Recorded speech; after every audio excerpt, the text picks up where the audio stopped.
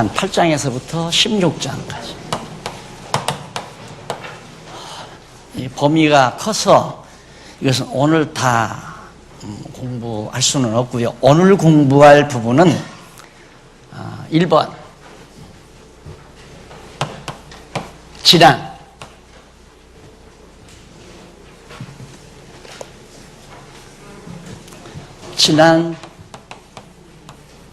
진노에 의한 재앙.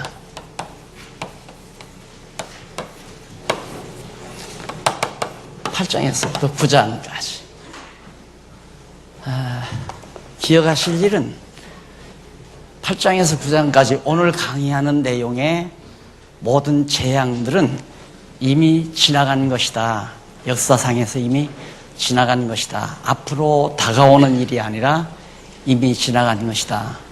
왜 이 말을 강조해 드리느냐면 요한계시록을 공부하시는 분들이 무섭다고 자꾸 하시는 분들이 들어있어서 앞으로 올 재앙이 아니라 이미 역사상에서 지나간 재앙들이다. 그것이 8장에서 9장까지 내용이라는 것을 강조해 드립니다. 그 가운데 첫째로 한쪽 가로 1번이죠. 1번에 보면 교재 9685페이지에 나오는 내용입니다. 9685페이지. 네 차례 임한 나팔재앙.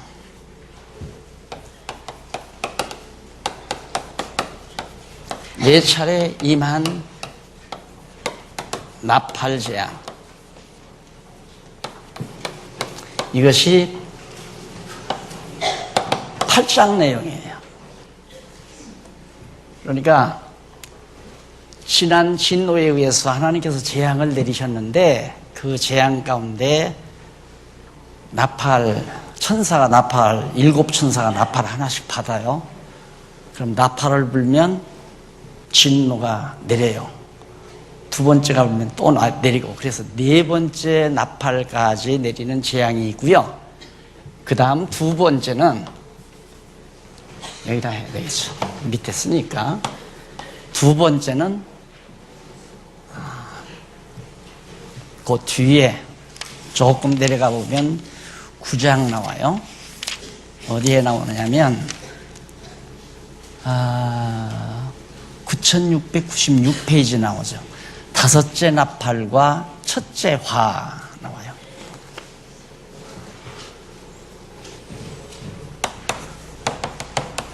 다섯째 나팔과 첫째 화. 이게 이제 9장.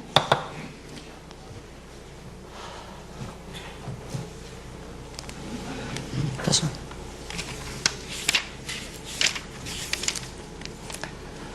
9장 1절로 11절까지.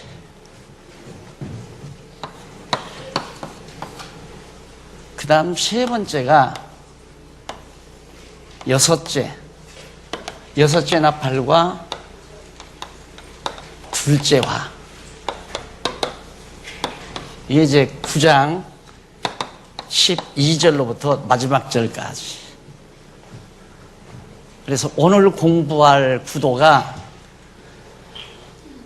진노에 의한 하나님의 지나간 진노, 이미 지나간 거라고 그랬죠. 오늘 공부하는 재앙은 그 지나간 진노에 의해서 재앙이 나타나는데 8장과 9장으로서 8장에는 네 차례 나팔을 천사가 4명의 천사가 4번 불 때까지 임하는 재앙이 소개되고요.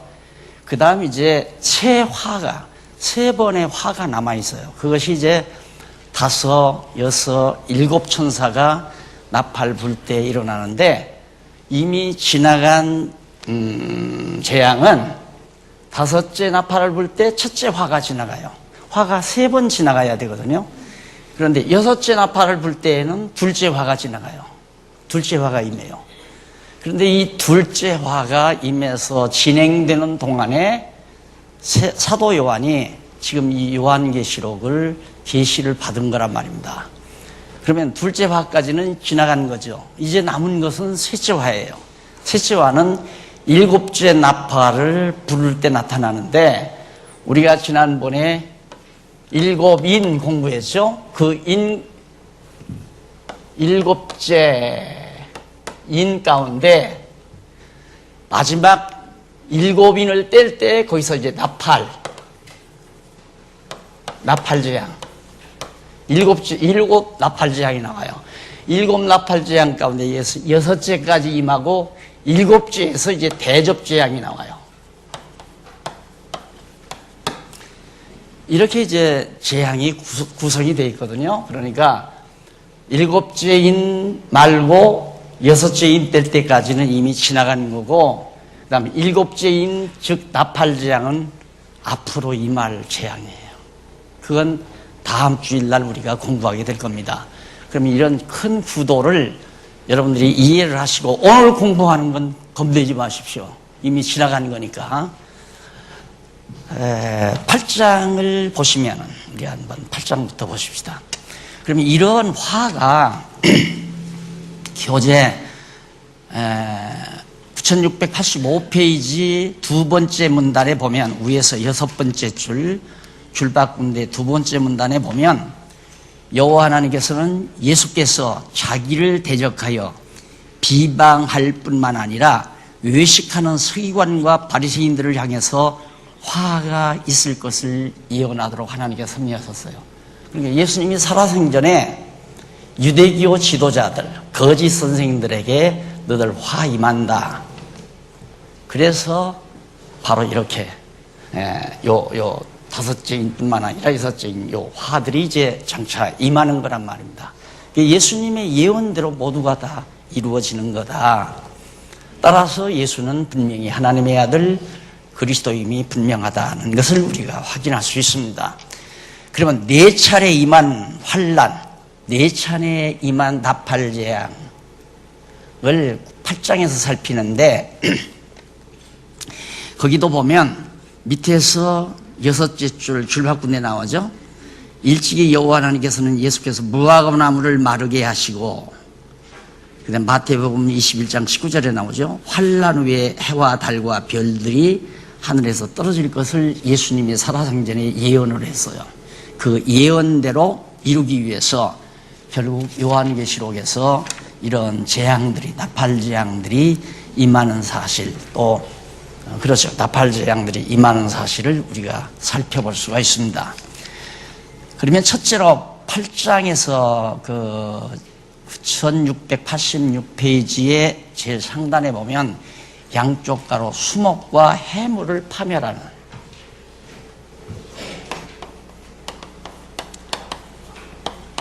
수목과 해물,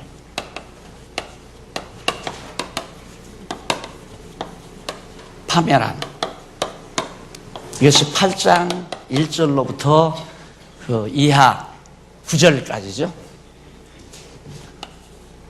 그러니까 여러분들이 이 제목만 보면 그냥 아하, 이건 수목은 육지에 나잖아요. 해물은 바다에 나고요. 바다와 육지를 하나님께서 창조해 놓으시고 온갖 수목, 나무들이 나게 하시고 바다에서 많은 물고기가 자라게 하시고 그렇게 해서 배들이 떠다니게 하시고 이렇게 다 했는데 이걸 전부 다 파멸한다. 누가? 하나님께서 진노해서. 왜? 다 하나님의 뜻을 거역하고 사니까 그들을 진노해서 이걸 다 파멸한다. 이걸 누가 주관하는가? 예수 그리스도가 첫 아담은 저 주관권을 상실했지만은 예수 그리스도는 이 주관권을 다 획득하신 만왕의 왕이시기 때문에 수목과 해물도 마음대로 파멸하고 멸절시키고 하는 권능이 있으시기 때문에 이 네 차례 임하는 나팔재앙 가운데서 먼저 수목과 해물을 다 파괴해버린다, 파멸해버린다 하는 얘기입니다. 근데 거기 8장 1절로 2절에 보면 일곱째 인을 떼실 때 하늘이 반시 동안쯤 고요하더니 내가 보매 하나님 앞에 시위한 일곱 천사가 있어 일곱 나팔을 받았더라 하는 내용이 나옵니다. 칠판을 제가 예수님이 오셨죠. 예수님이 오셨는데 그 이전에 말라기 선지자가 한 400년 전에, 약 한 400여 년 전에 마지막 하나님의 계시가 말라기 선지자를 통해서 주시고 끝이 났어요. 그 다음 계시가 없었어요. 계시가 없다가 그 뒤에 이제 계시가 임하는데 바로 지금 이 지난 신노에 의한 재앙을 얘기하는데 헬라가 등장하면서부터 되어지는 헬라가 4세기경 등장을 합니다. 그 연도는 거기에 자세하게 나오죠. 우리 박 강사님은 잘 외우는데 날 외우지를 못해요. 거기 한번 87페이지 중간쯤 보시면 87페이지, 그러니까 9687페이지 중간쯤 보시면 받았다, 제일 앞부분에 받았더라고 했다, 거기 찾으셨습니까 혹시? 받았더라고 했다 그러면서 여기 나팔은 하나님의 진노에 의한 재앙의 시작을 알리는 신호의 도구로서 사용되고, 요한이 계시가 중단된 상태에서 이상을 보았다. 곧 하나님 앞에 머물러 서 있는 7 천사가 나팔을 각각 받아 가지고 있는 것을 본 것이다. 이는 뭐냐? 이것이 뭐냐? 일찍이 헬라 제국 시대 BC 334년 알렉산더가 헬라 제국의 수장으로서 파사를 멸하죠. 페르시아를 진멸하고 동방진출을 합니다. 그러니까 이때까지는, 헬라가 등장하기 전까지는 아세아권에서, 아수르도 아세아권이죠. 그 다음 바비로니아도 아세아권이에요. 그러니까 아세아권에 의해서 제국들이 생기고 그랬는데 이제는 제국이 서방으로 넘어가고 그래요. 터키를 건너서 에게에 건너가지고 지금의, 과거의 마게도냐, 지금의 헬라죠. 거기를 중심으로 해서 제국이 만들어져 가지고 알렉산더가 이제 터키 쪽으로 건너와서 동방으로 진출을 해서 다 이 동양을 다 정복해서 온 세계를 헬라 제국화하려고 시도를 했던 거죠. 그 연도가 334년에서부터 언제까지? 63년까지. 63년이 되면 로마에 의해서 헬라가 패망할 때예요. 그러니까 334년에서부터 63년까지. 이가 헬라 시대란 말입니다. 헬라 시대. 이때에 임한 진노들이란 말입니다. 이 4차례 임한 나팔 재앙이 이때에 임한 진노. 그러니까 이 시대에 334년에서부터 64년도에 사이에 일어난 역사를 자세히 살피게 되면 바로 이 부분에 나타나는 재앙들이 역사적 사실이라는 걸 확인할 수가 있습니다. 그런데 제가 역사를 전공을 안 했거든요. 그래서 그렇게 지나간 진노기 때문에 제가 일일이 그것을 도서관에 가서 확인하지를 못하고, 저거 하려면 이제 역사 전공을 해야 돼요. 제가 몇 년 동안을 깊게 역사를 공부해서 저걸 찾아야 되는데 그건 누가 찾아놓은 사람도 없고 아무 서적도 없어요. 그래서 저도 다만 이 시대에 4차례 임한 재앙이라는 게, 이 시대에 임한 재앙이라는 것만은 분명한 것 같은데 어떤 재앙이 언제 어떻게 해서 누구 때에 일어났다, 그건 제가 밝히지를 못했어요. 그래서 혹시라도 여기 역사 전공, 우리 교회에 있는 것 같더라고요. 신문에 보니까 역사 전공하신 분이 그 분야의 역사를 좀 자세히 살피면 하나하나 그 내용들이 나올 겁니다. 7 나팔을 이제 받는 것만 2절까지 나왔죠. 가만히 보니까. 그래서 잠시 고요하더니 하더란 말은, 자, 말라기가 선지자에게 하나님께서 계시를 주었다가 요 기간까지 계시가 없어요. 그리고는 이때부터 이제 재앙을 내리는 거란 말입니다. 왜 재앙을 내냐면 헬라가 페르시아를 패망시키고 나서 유대 땅, 유대 민족들이 이스라엘로 다시 돌아와서 성전을 짓고 제사를 회복하고 사는데 얼마나 잔인하게 핍박을 했는지 모릅니다, 이 사람들이. 그러니까 하나님께서 헬라를 멸망시킨 거예요. 누구를 통해서? 로마를 통해서 멸망시킨 거거든요. 그러니까 그 시대에 온갖 재앙들이 엄청 임한 사실을 대략적으로는 나타나요. 그러나 정확하게 성경 본문과 맞아떨어지는 역사적 사실은 제가 확인을 못했다. 솔직하게 말씀을 드립니다. 이것은 후배들이 누가 전공하는 사람들이 찾아내면 반드시 찾아지리라고 제가 확신합니다. 그리고 바로 헬라 제국이 망한 다음에 로마 제국이 등장이거든요. 그게 로마 제국이 63년부터 주전 63년에서부터 AD 주후 476년 476년이죠. 이게 이제 로마가 지배할 때예요. 로마. 그러니까 이 시대에 로마에 의해서 예수도 멸망당하고 그 다음 예루살렘도 정복하고 그 다음 예수님도 죽이고 70년에 예루살렘 성전 불태워버리고 95년도에 사도 요한이 여기서 지금 계시를 받잖아요.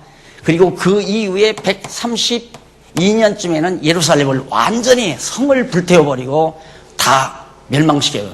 파쇄해버립니다. 그래서 온 유대인들이 세계만방으로 다 퍼져가지고 유랑민이 돼버리고 말아요. 이게 이제 세 번째 화거든요. 그래서 여기가 첫째 화고 여기가 70년이 이게 둘째 화고 그 다음 여기 132년이 이제 셋째 화가 출발하는 거예요. 출발돼가지고 계속 로마에 의해서 유대인들이 핍박을 당하고 고통을 당하고 그러면서 바로 이방인의 세대가 이루어져 가는 거죠. 이 시대의 역사는 이후에 이제 셋째 화를 통해서 계속해서 나타납니다. 그래서 오늘은 일곱째 인을 뗄 때 일곱 천사가 잠시 고요하다가 일곱 천사가 일곱 나팔을 받고 이제 시작이 되는데 3절로 5절에 보면 다른 천사가 향로에 불을 담아다가 땅에 쏟아버립니다. 향로는 이제 성전, 예루살렘 성전, 이렇게 보면, 지성소가 이렇게 있잖아요. 지성소 있고. 여기에 이제 향을 불태우는 향로가 있어요. 이 향로를 말하는 겁니다. 이게 그 향이 타면서 연기가 하늘로 올라가고 또 향기가 온 성전 안을 가득 메우는 거거든요. 그것이 바로 성도들의 기도와 같은 것들입니다. 그래서 거기에서 불을 담아다가 향로에서 불이 있는데 불을 담아다가 천사가 땅에다 쏟아버린다. 그래서 이제 재앙이 임하게 되는 겁니다. 이제 헬라가 예루살렘 성전을 유대인들이 포로에서 돌아와가지고 그러니까 헬라가 시작되기 전 그 이전 페르시아 시대, 파사 시대의 고레스 왕에 의해서 70년 동안 종살이 하다가 바벨론에 사로잡혀서 살다가 70년 후에 돌아오잖아요. 돌아와서 고레스 왕에 의해서 그러니까 페르시아 제국의 왕 고레스에 의해서 돌아와가지고 성전 짓고 그리고 제사장 세워서 제사를 드리는 거란 말입니다. 그런데 아주 집요하게 헬라 제국이 그걸 핍박을 가한 거예요. 엄청 가한 거예요. 그러다 보니까 이 성전에 향해서 불을 담아다가 땅에다 부어버리니까 재앙이 헬라 시대의 첫 번째 재앙이 지금 임하는 겁니다. 그것이 3절로 5절 사이에 나타나는 장면인데 뇌성과 번개에 나오죠. 거기 보면 또 다른 천사가 와서 제단 곁에 서서 금향로를 가지고 많은 향을 받았으니 이는 모든 성도의 기도들과 바여 보좌와 금단에 드리고자 함이라. 향연이 성도의 기도와 함께 천사의 오른손으로부터 하나님 앞으로 올라가는지라. 천사가 향로를 가지고 단 위의 불을 담아다가 땅에 쏟음에 뇌성과 음성과 번개와 지진이 나더라. 뇌성과 음성과 번개 세 가지가 나오죠. 뇌성은 귀로 들을 수 있는 거예요. 뇌성과 뇌성은 큰 번개 칠 때 들은 거 아니에요? 번개, 이게 다 재난의 시작을 알리는 신호들입니다. 그래서 거기 5절에 나오는 뇌성과 그 내용이 어디에 나오느냐면 9689페이지 상단에 보세요. 제일 상단에 보면 이 말고 그 이전에 보십시다. 이쪽 88페이지 제일 하단에 보시면 밑에서 두 번째 줄 끝에 여기 뇌성과 음성은 귀로 들을 수 있는 신호이고 번개는 눈으로 볼 수 있는 신호이며 지진은 몸으로 느껴요. 막 지진이 흔들리니까 번개는 막 눈으로 볼 수 있는 거죠. 그다음 뇌성과 음성은 귀로 들을 수 있는 거고 그러니까 듣고 눈으로 보고 몸으로 느끼고 이제 재앙이 시작된다 하는 신호를 받게 되는 거죠. 그리고 6절로 7절 이어서 8장 6절로 7절에 보면 첫째 나팔에 땅과 수목 및 일부가 타는 것을 보았다. 결국 첫 번째 나팔이 부으니까 나팔을 불어서 재앙이 임하는데 땅과 수목 그렇게 한재가 임하는 거죠. 비가 오지 아니하니까 땅이 다 바싹 말라가지고 다 타버려요. 한재가 그렇게 비가 오지 아니하면 수풀에서 큰 나무들이 이렇게 부비다가 보면 불이 나요. 그럼 이제 누가 불을 지르지 않아도 막 그 엄청난 수목들이 타잖아요. 그래서 이제 수목들이 다 사라지기도 하고 그러거든요. 그러니까 하나님께서 재앙을 내려서 땅에 수목이 풍성해야 참 좋은데 수목이 다 타버리고 그 다음에 이제 풀도 전부 다 일부가 타는 재앙이 임하게 되지는 겁니다. 그 다음 8절로 9절에 보면 8장 넘어가서 90페이지 둘째 나팔이 나와요. 천사 하나가 이제 두 번째 나팔을 뚜 하고 부니까 생물과 배들 일부가 깨어짐을 보여줍니다. 육지에서 아까 말한 대로 수목이 다 풀도 수목도 다 타버리고 이제는 해물도 타버려요. 그리고 바다의 해물과 배들이 다 파괴돼 버리고 육지와 바다에서 재앙이 다 임하는 겁니다.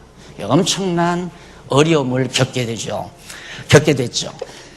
그 다음 이제 넘어가서 두 번째로 사람과 천체를 파멸함. 두 번째입니다. 사람과 천체, 하늘의 달과 별, 천체를 파멸함. 그게 이제 8장 10절로부터 그 이하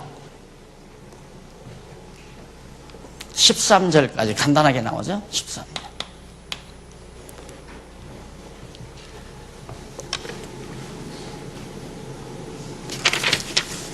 여기 8장 10절로 11절에 보시면 92페이지 9692페이지 8장 10절로 11절에 보면 세 번째 나팔이 불어져요.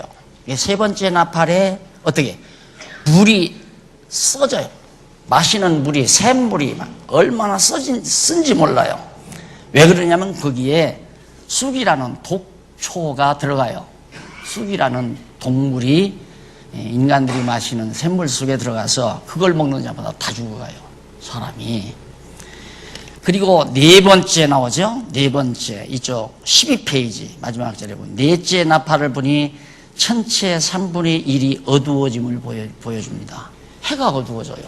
달빛도 어두워지고 별도 어두워지고 그러니까 이 어두워지는 장면도 해와 달과 별들을 누가 주관하는가 그 빛까지라도 천지만물을 주관하시는 예수 그리스도께서 다 주관하고 계셔서 그러니까 예수님께서 십자가에 못 박혀 죽으실 때도 여기서 운명하실 때도 천지가 진동을 하잖아요. 막 지진이 임하고 해가 빛을 잃고 어두워지고 구름이 가리워서 이런 현상이 나오듯이 이 당시에도 그런 재앙이 임했다는 사실을 네 번째 나팔 과정을 통해서 알게 됩니다.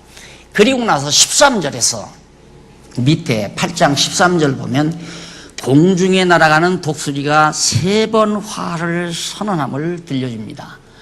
독수리는 하나님 보좌에 호위하고 있는 네 짐승이 있었죠. 사람 같고 사자 같고 그다음 독수리 같고 송아지 같고 송아지 같고 이런 네 영물 중에 하나가 독수리 아니에요.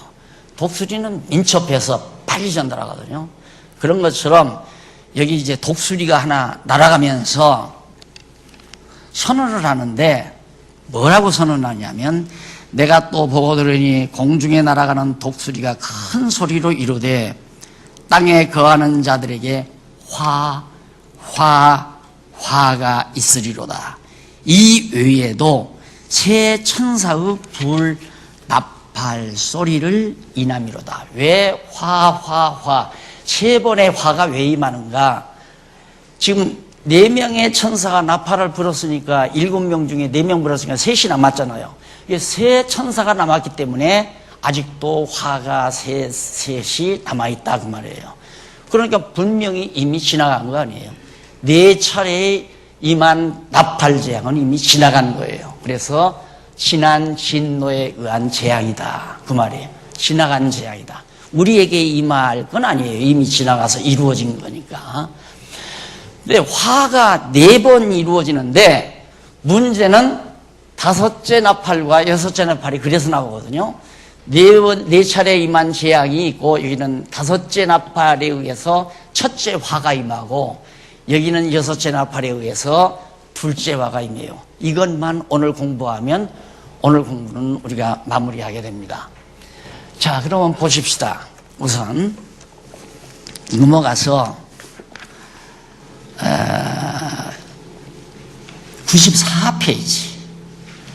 94페이지 밑에 세 번째 줄 보면 한 칸 떼서 썼죠? 한 칸 떼서 쓴 거기로부터 8째 줄 중간에 보세요. 우회로 8째 줄 중간. 한 칸 떼쓴데 거기서부터 우회로 8째 줄 중간. 거기 보면 곧 첫째 화는 거기 나와요. 로마가 예루살렘을 처음으로 침략하여 불태웠던 사건. BC 63년. 아까 설명해 드렸죠? 요때 임한 거예요. 이게 첫째 화. 둘째 화는 바로 70년 예루살렘 성전이 불타버리는 때. 여기까지가 이제 95년도에 사도 요한이 이 계시를 받으니까 두 번째 화가 지금 계속 일어나서 시작돼서 지속되는 때 아닙니까? 계속되고 있는 거예요. 셋째 화는 사도 요한이 계시할 때는 아직 일어나지 않은 상태예요.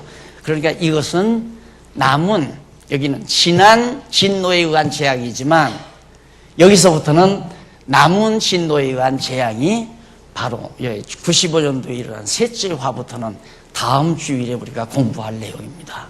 자, 그러면 우리 간단하게 살펴보면 되겠습니다. 그런 부분을 여러분들이 정확하게 파악하면 요한계시록을 잘 논리적으로 또 구조적으로 딱 이해하는데 굉장히 도움이 되고 이걸 도움을 받을 뿐만 아니라 이렇게 되다 보면 와, 진짜 하나님께서 이렇게 치밀하게 모든 걸 정해놓으시고 때를 따라 재앙을 내리시고 때를 따라 화를 선언하시고 심판하시고 한다는 사실을 아주 여실히 우리가 역사 속에서 확인할 수가 있는 거죠.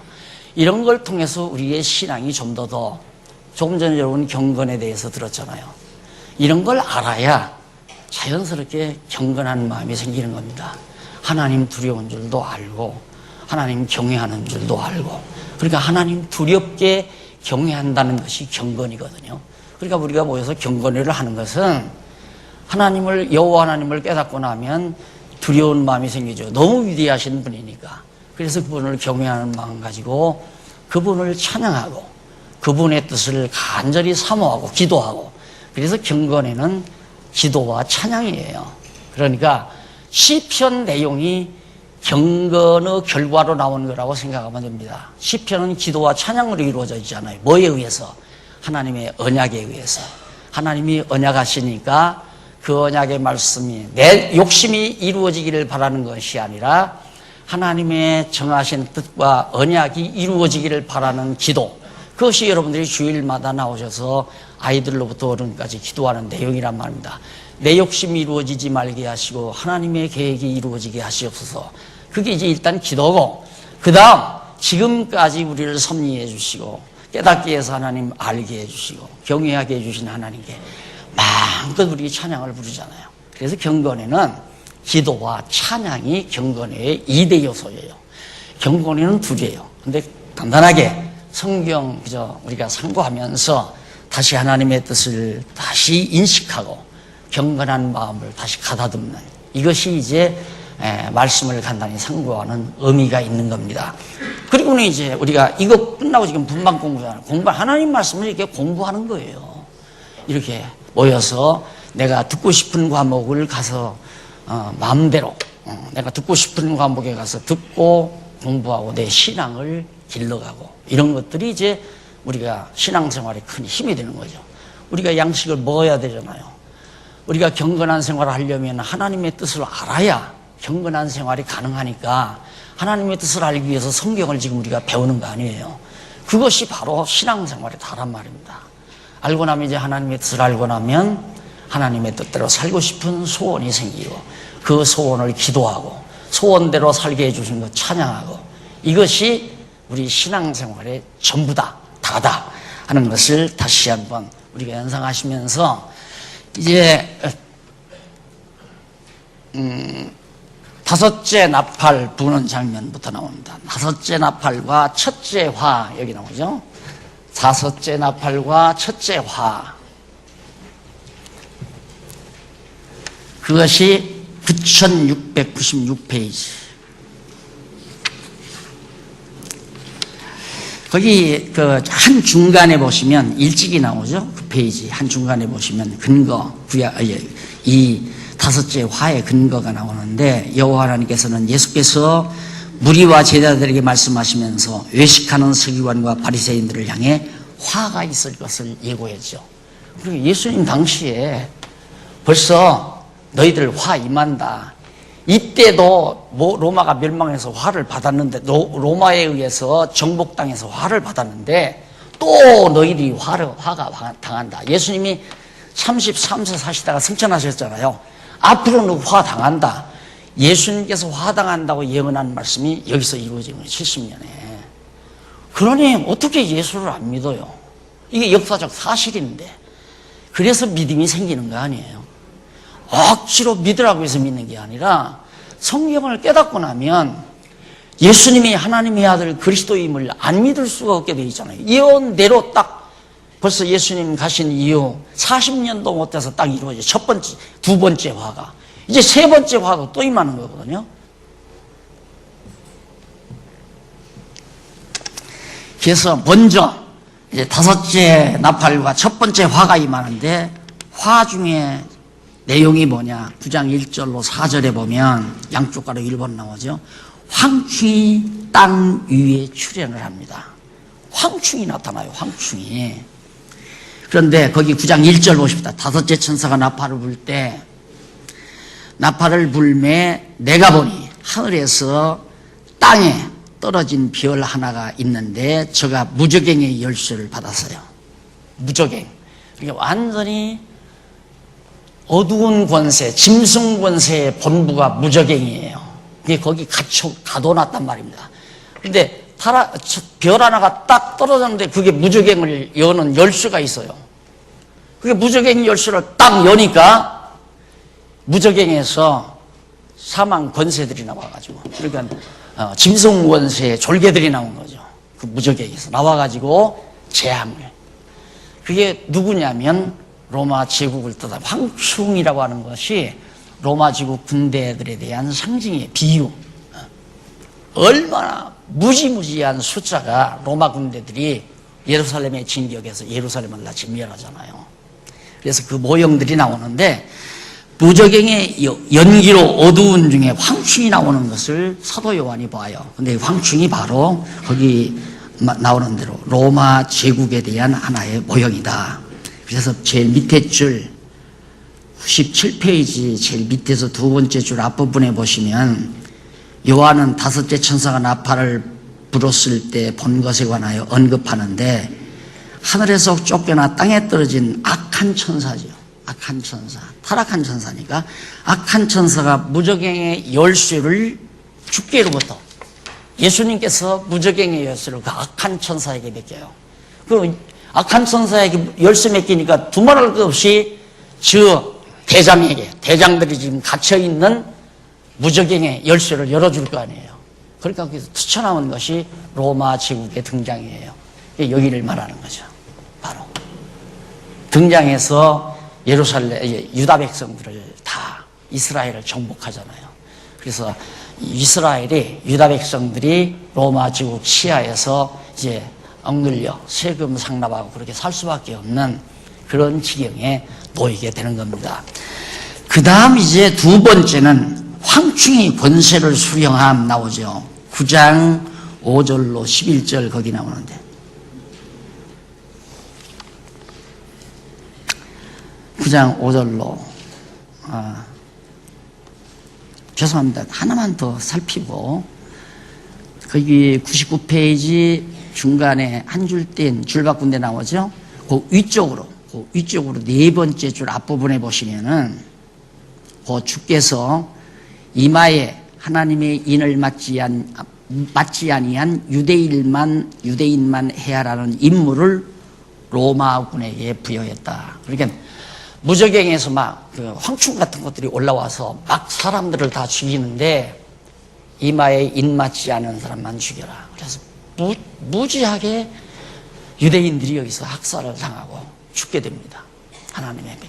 그러니까 산 사람은 누가 살았는가? 하나님이 인을 친 사람들만 여기서 죽지 않고 살아남고, 이 사람들은 다 이제 막 그대로 존속하고 나머지는 전부 무적행에서 올라온 그 악의 권세들에 의해서 전부 피살을 당하고 그런 장면이 벌어지는데, 황충이 권세를 수령하는 장면이 5절로 11절에 나와요. 이 황충은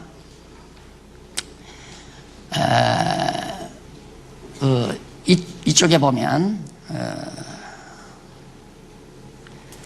그 밑에 700페이지 제일 밑에서 두 번째 줄 중간에 보시면, 주께서 진노의 도구인 황충으로 인맞지 아니한 자들의 생명은 주관하지 못하게 하신 것이다. 그러니까 황충들로 하여금 절대 인맞은 자는 생명 다치지 못하게 하고, 하나님께서 욥도 그랬잖아요. 마귀에게 맡길 때 욥의 생명은 너 다치지 말아라 그랬듯이, 유다 백성들을 로마 군대에게 다 주면서도 하나님께서 구원하기로 예정된 인맞은 자들은 그대로 보존하는 장면이 거기에서 소개되고 있고요. 그 다음 이제 역사적 실증으로 나타난 것이 9장 7절로 11절 나오기 전 위쪽으로, 그 위에 쪽으로 여섯째 줄 앞부분에 보시면, 이는 팔레스타인 지역의 지배자였던 헬라의 셀루쿠스 왕조가 망하면서 예루살렘이 로마 제국 지배를 받는 속주가 된 시기가 바로 BC 63년, 아까 다 개괄적으로 다 말씀드린 거예요. 확실하게 역사적으로 마저 떨어져 나가잖아요, 차례로 쭉. 그 다음 7절로 11절 보면 어떤 장면이 나오냐면, 황충들의 모양과 권세와 그 임금의 이름에 관해서 알려줍니다. 이제 거기 무적행에서 올라온 황충들의 모양이 어떻게 생겼는가, 그리고 그들이 가지고 있는 권세는 뭔가, 그리고 그들을 주관하는 임금의 이름은 뭔가, 이것들에 대해서 7절로 11절에서 알려줘요. 그럼 먼저 9702페이지 넘어가 보세요. 넘어가서 해설, 성경 본문 빼고 해설 7째 줄 앞부분에 보시면, 황충이 로마 군대라고 그랬죠? 로마 군대에 대한 상징이라고 그랬어요. 근데 요한 로마군의 모습에 관하여 언급을 해요. 뭐라고 언급하느냐면, 첫째, 전쟁을 위하여 예비한 말들 같다. 황충이 꼭 말같이 생겼다 그 말이에요. 그 다음 두 번째는 그 머리에 금 같은 면류관 비슷한 것을 썼다라고 해서요. 잠시 승리를 보장받은 군장이 면류관 비슷한 것을 머리에서는, 로마군이 승리한다는 얘기죠. 그 다음 셋째는 그 얼굴은 사람의 얼굴 같다. 이는 실상은 짐승과 같지만 인간의 흉내를 내고 있는, 이 로마 군대들은 인간같이 행동하면 그렇게 안 하죠. 무자비하게 학살을 하니까. 원래 정복자는 짐승이 아니에요. 짐승을 만들어서 정복시키는 겁니다. 사정없이 죽여버리잖아요. 그 다음 넷째는 그 여자의 머리털 같은 머리털이 있다 라고 했는데, 이는 사람을 유혹하기 위하여 치장한 것을 말한다. 아주 아름다운 여자처럼 생겨가지고 모든 사람들을 전부 자기 편으로 유인해드리는 그런 교묘한 모습을 로마 군대들이 가지고 있다. 그게 로마 군대의 모습이었어요. 그 다음 다음은 2페이지 9702페이지 밑에서부터 8째 줄 조금 앞부분에 보시면은 요한은 로마군의 유용에 관하여 언급하죠. 로마 군대들이 얼마나 막 우람하고 유용차게 생겼는가에 대해서. 첫째 어떻게 생겼냐면 철흉갑 같은 흉갑이 있고 갑옷을 입었다는 얘기죠. 진노우도군이 로마군이 주께로부터 받은 임무를 완수할 수행할 수 있도록 무장이 단단히 되어 있다. 로마군이 유대인들을 막 죽이고 정복해서 죽이고 학살하고 하는 게 다 하나님께서 로마군에게 그런 권세를 주어서 임기를 해라 자유로. 그래서 유대인들에게 화가 임하도록 역사하시는 겁니다. 그러니까 지상교회도 맞아요. 우리가 지금 신약교회 시대에 택한 백성 아니에요. 가차 없어요. 하나님께서 세상 악랄한 권세들에게, 그래서 내가 늘 그러잖아요. 하나님께서 한국교회를 비상한 방법으로 섭리를 역사하신다면 이제라도 김정은이 하나님께서 권세 줘가지고 내몰면 그냥 완전히 험한 세상이 돼버리고 마는 거죠. 그러나 나는 생각하기에 하나님께서 이처럼 너무 한국을 번영시키시고 또 문화적으로나 모든 면에서 정말 점점 이렇게 발전하도록 한 것은 산업전사들을 통해서 완만한 방법으로 세계 선교에, 세계를 향해서 하나님의 말씀을 증거할 수 있는 그런 방향으로 이끌어 가실 것 같은 느낌을 저는 강하게 받아요. 그래서 김정은이가 여기 쳐들어온다는 건 제가 그렇게 깊이 생각은 안 합니다. 또 나라를 사랑하는 분들이 애써 많이 하나님께서 그런 마음을 줘서 이 땅을 견고하게 지키도록 노력하는 분들이 이 땅에는 많이 있고요. 그래서 한국교회가 지금 굉장히 코너에 물려 있잖아요. 몰려 있는데 이제야 지금 목사님들이 반성을 하기 시작합니다. 반성을 하기. 굴지에 한국의 대단한 신학교 학생이 3만 명이나 되는 신학교 부총장을 엊그저께 제가 만나는데요. 저한테 그래요. 전부 사학가들이다 이거예요.